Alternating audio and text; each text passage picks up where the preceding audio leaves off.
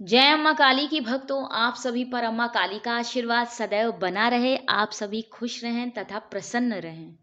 आज का टॉपिक जिस पर हम बात करने वाले हैं भक्तों, वो है योगिनियाँ कौन होती हैं। तो जो सवारी वाले बच्चे हैं या रोज की पूजा पाठ करने वाले बच्चे हैं, उन्होंने भी इनके बारे में कभी न कभी सुना होगा।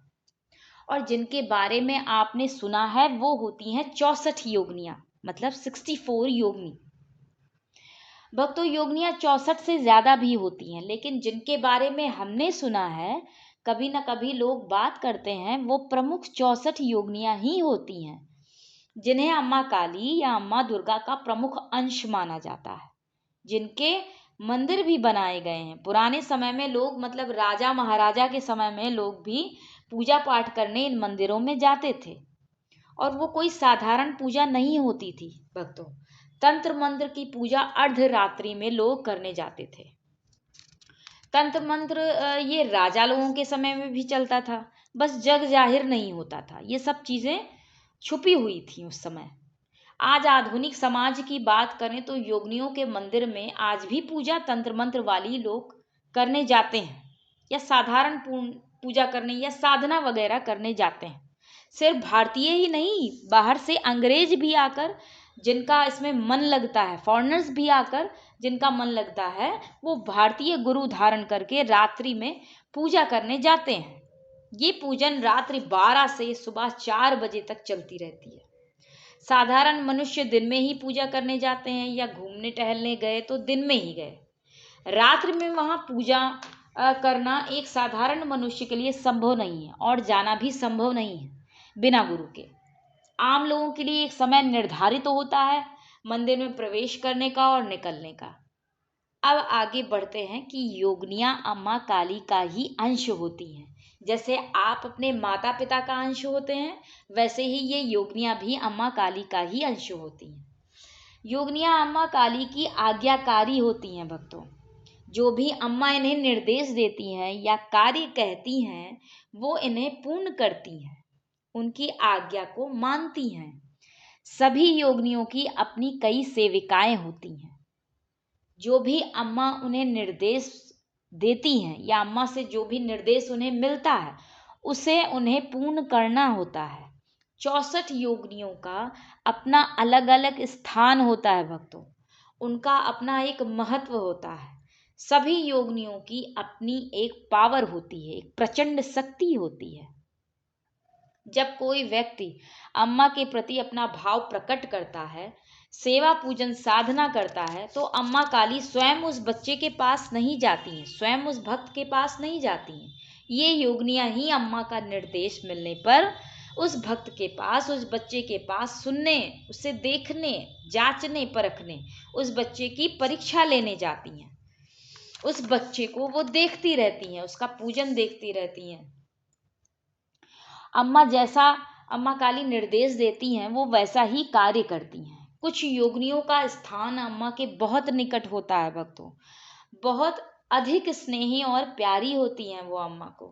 वैसे तो सभी प्यारी होती हैं, लेकिन कुछ खास महत्व रखती हैं। उदाहरण के तौर पर अगर आपको समझाऊं तो जैसे हमारे देश के प्रधानमंत्री जी, उनका कोई ना कोई मुख्यमंत्री या मंत्री अधिक प्रिय होता है, जिसे वे अपना मुख्य कार्य भी सौंप देते हैं। ठीक वैसे ही योगिनियाँ भी कुछ प्रमुख और प्यारी होती हैं।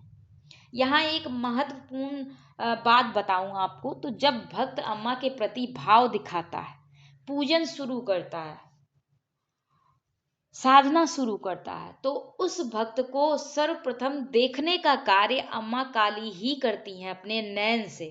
खुद अपने नयन से अपने भक्त को देखती हैं, फिर योगिनियों का कार्य शुरू होता है।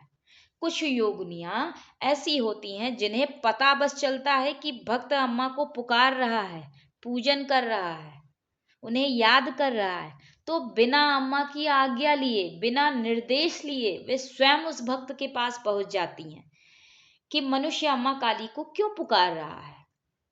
उनका महत्व इतना उच्च होता है, उनका स्थान इतना उच्च होता है भक्तों, कि उन्हें आज्ञा लेने की आवश्यकता नहीं पड़ती अम्मा से, उन्हें बताने की आवश्यकता नहीं होती। वो स्वयं उस भक्त के पास पहुंच जाती हैं, उसे देखती रहती हैं निरंतर।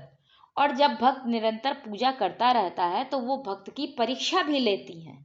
आपने सुना होगा, लोग कहते हैं अम्मा काली की सवारी आती है, तो ये योगिनियां ही होती हैं सवारी रूप में, अम्मा काली का अंश।